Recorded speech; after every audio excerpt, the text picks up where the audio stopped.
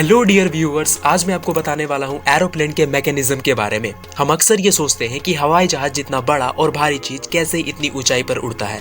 आज का ये वीडियो इसी पर डिटेल्ड इन्फॉर्मेशन देने वाला है। हवाई जहाज का पंख यानी उसका विंग्स कुछ विशेष तरीके से डिजाइन होता है।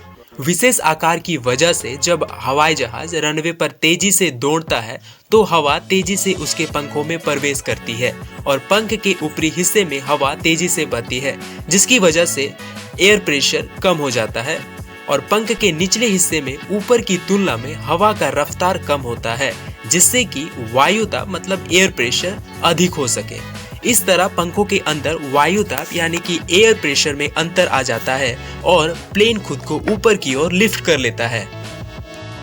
हवाई जहाज की उड़ान भरने में 4 तरह के बल उपयोगी होते हैं। पहला जो कि होता है लिफ्ट, जो ऊपर की ओर लगता है।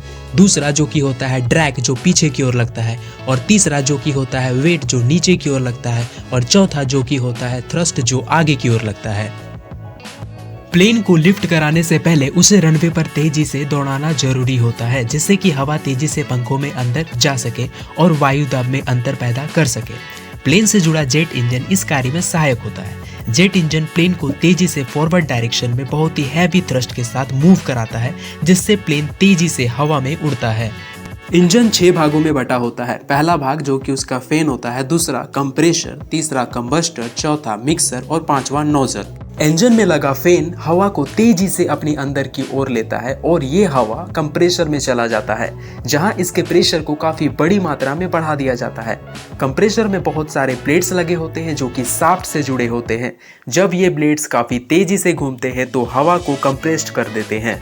अब ये हवा कंबस्टर में जाता है, जहां इसे फ्यूल के साथ मिलाकर जलाया जाता है, जहां हवा का तापमान बढ़कर लगभग 3000 डिग्री सेल्सियस तक हो जाता है, जिसकी वजह से ये इंजन में लगे टरबाइन के ब्लेड्स को तेजी से घुमाते हैं। ये टरबाइन भी शाफ्ट से जुड़ा होता है, जिस शाफ्ट से हमारा कंप्रेसर जुड़ा होता है।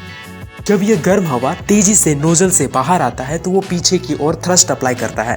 थ्रस्ट की वजह से प्लेन आगे की ओर तेजी से मूव करता है, क्योंकि न्यूटन्स का थर्ड लॉ ये कहता है कि to each action there is always equal and opposite reaction.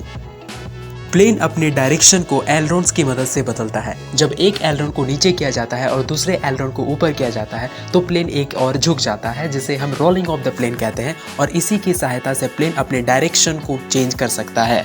Plane के पिछले हिस्से में एलिवेटर लगा होता है, जिसे एडजस्ट करके टेक ऑफ के समय या लैंडिंग के समय प्लेन अपनी ऊंचाई को घटाता और बढ़ाता है। अधिकांशतः प्लेन के फ्यूल्स को उसके विंग्स में स्टोर किया जाता है। अगर आपको ये वीडियो इन्फॉर्मेटिव लगा तो वीडियो को लाइक करें, चैनल को सब्सक्राइब करें और आने वाले न्यू वीडियोस के लिए बेल आइकन को दबाएं।